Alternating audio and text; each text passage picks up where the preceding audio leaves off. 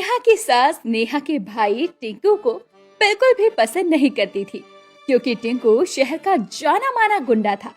ऐसे ही सुबह सुबह, माँ आज बहुत सारे कपड़े धोने हैं, तो मैं जरा रसोई का काम निपटा लूं। तब तक आप पूजा कर लीजिए। समय से भगवान की पूजा करनी भी तो जरूरी है। अरे हाँ हाँ ठीक है, तू मेरे कपड़े निकाल दे, मैं नहाकर पूजा कर लूं जरा। फिर मुझे शर्मा जी के यहाँ जाना है, उनके घर पर कीर्तन है। ठीक है माँ जी।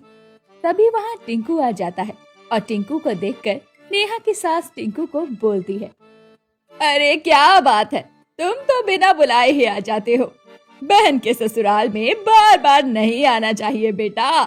अरे नमस्ते आंटी जी, अपन को अपनी दीदी की बहुत याद आ रही थी, इसलिए अपन अपना सारा काम छोड़कर दीदी से मिलने आ जाता है।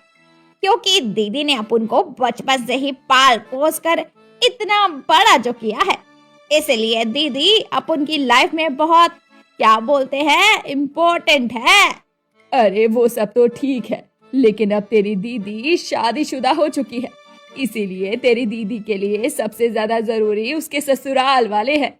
तो बिना बात के मुंह उठाकर मत चले आया करो।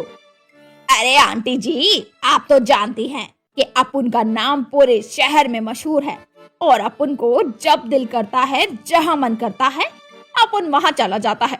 तो आप चाह कर भी अपन को अपनी दीदी से मिलने से नहीं रोक सकती। तेरा जहाँ दिल करता है तू वहाँ जा, अगर तेरा मन करता है तो तू जहन्नुम में जा, लेकिन ये मेरा घर है और यहाँ मेरी मर्जी से ही लोग आते जाते हैं, और वैसे भी तुम जैसे गुंडे को कौन अपने घर में आने देगा। टिंकू तू जा यहाँ से, और तू मेरी चिंता मत किया कर, मैं बिल्कुल ठीक हूँ। दीदी, अपन को तेरी सास की बात का बिल्कुल भी बुरा नहीं लगता, क्योंकि अपन अच्छे से जानता है कि बुढ़ापे में अक्सर दिमाग सठिया जाता है, इसीलिए लोग उल्टी सीधी बातें करते हैं। टिंकू बड़ों से ऐसी बातें नहीं करती, तू कब समझेगा मेरे भाई, और अभी तू जा यहाँ से। अरे ठीक है दीदी, आज तक अपन को रोकने वाला कोई पावा नहीं हुआ सिवाय तेरे। तू अगर चाहती है कि अपन यहाँ से जाए तो अपन जा रहा है। अपनी सास के ऐसे व्यवहार से नेहा को बहुत बुरा लगता है, लेकिन नेहा कुछ नहीं बोलती। ऐसे ही एक दिन सास पड़ोस में गई होती है, तो टिंकू अपनी बहन से मिलने आ जाता है। इस बार टिंकू के दो दोस्त भी उसके साथ थे। अरे दीदी देखो, अपन फिर से तेरे से मिलने आ गया।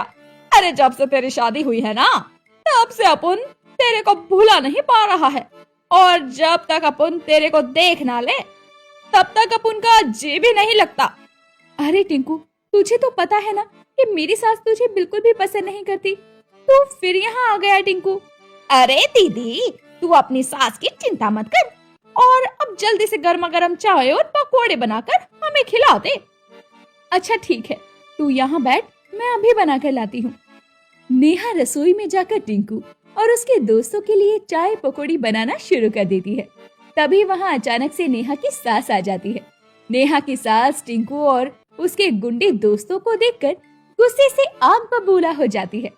अरे टिंकू, तू तो बड़ा ही बेशरम आदमी है। अरे जब देखो तू बिना बुलाए अपनी बेइज्जती करवाने आ जाता है। अरे कम से कम आने से पहले एक बार खबर तो कर दिया कर।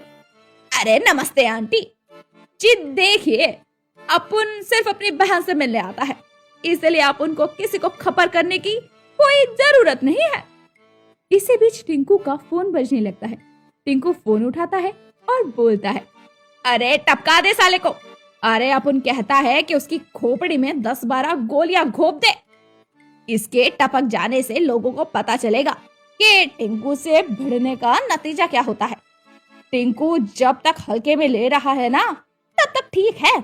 जिस दिन अपन का दिमाग सनकता है ना, उस दिन हड्डी पसली एक करके शमशान पहुंचा देता है अपन।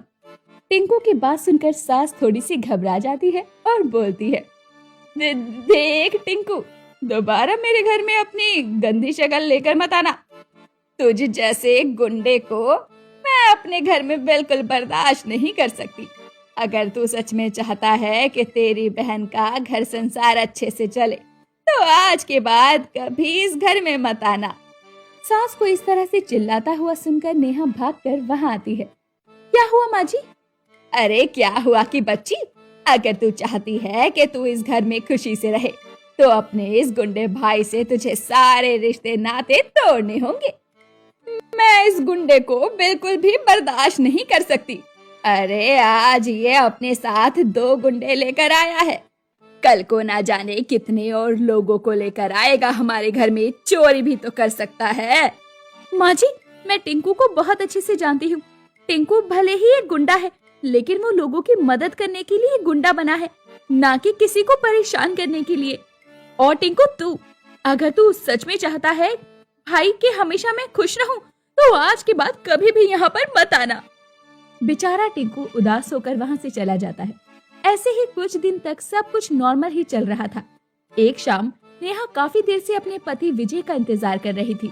इंतजार करते करते रात के 2 बज जाते हैं, लेकिन ना तो विजय घर आता है और ना ही उसका कॉल आता है। ऐसे ही अगली शाम नेहा के पति विजय के फोन पर फोन आता है।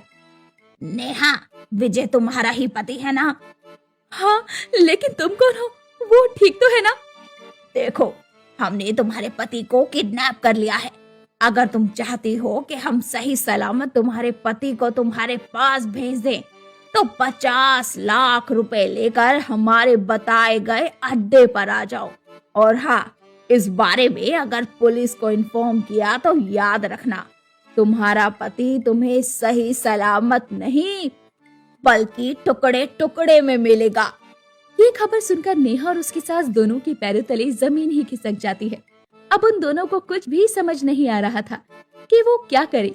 तभी सास नेहा से बोलती है, नेहा, मुझे कुछ भी समझ नहीं आ रहा कि मैं ये सब कैसे बोलूं, लेकिन आज जब मेरे बेटे की जान पर बनाई है तो मैं ये बोलने पर मजबूर हो गई हूँ। देख, मैंने टिंकू की बहुत बेइज्जती की है, इसीलिए मैं तो चाह कर भी उसकी मदद नहीं ले सकती। इसीलिए तू टिंकू को बोल कि वो हमारी मदद करे और मेरे बेटे को सही सलामत घर ले आए। नेहा टिंकू को फोन करके घर बुला लेती है और उसे सारी बात बताती है, जिसके बाद टिंकू फौरन नेहा के ससुराल आता है। नमस्ते आंटी जी। आंटी जी, जो कुछ भी हुआ उसे भूल जाइए, और हाँ, अपन जीजा जी को सही सलामत घर लेकर ही आएगा। अरे लोगों की मदद करने के लिए ही तो अपन गुंडा बना है। टिंकू अपने कुछ दोस्तों को लेकर किडनैपर के बताए हुए अड्डे पर जाता है और किडनैपर के पूरे अड्डे को चारों ओर से घेरकर किडनैपर को पकड़कर बुरी तरह से उसकी पिटाई करता है और विजय को सही सलामत बचाकर घर ले आता है। अपने बेटे को देखकर सास की आंखों में आंसू आ जाते हैं और उसे अपनी गलती का एहसास होता है। टिंकू बेटा, तेरा बहुत बहुत शुक्रिया। तेरी वजह से मेरा बेटा सही सलामत घर आया है। और हाँ, मुझे माफ कर देना, मैंने तेरी बहुत बेइज्जती की, लेकिन आज तूने साबित कर दिया कि तू भले ही गुंडा है, लेकिन दिल से बहुत अच्छा है। और अब तेरा जब दिल करे तब तू अपनी बहन से मिलने के लिए यहाँ पर आ सकता है। जितना मन करे उतने दिन के लिए तू यहाँ रुक भी सकता है। अरे कोई बात नहीं आंटी जी, अब बार बार अपन को शर्मिंदा मत कीजिए। अपन सबकी मदद के लिए ही तो गुंडा बना है। और हाँ, इस बार अपन पूरे 2 हफ्ते के लिए रुकेगा। अरे हाँ हाँ बेटा, क्यों नहीं, मैं तो कहती हूँ 1 महीने के लिए रुक। सास को अपनी गलती का एहसास हो जाता है और वो टिंकू से माफी मांगती है, जिसके बाद नेहा हंसी खुशी सभी के लिए चाय और पकौड़ी बनाती है। टिंकू भी सबके साथ में बैठकर चाय और पकौड़े का आनंद लेता है।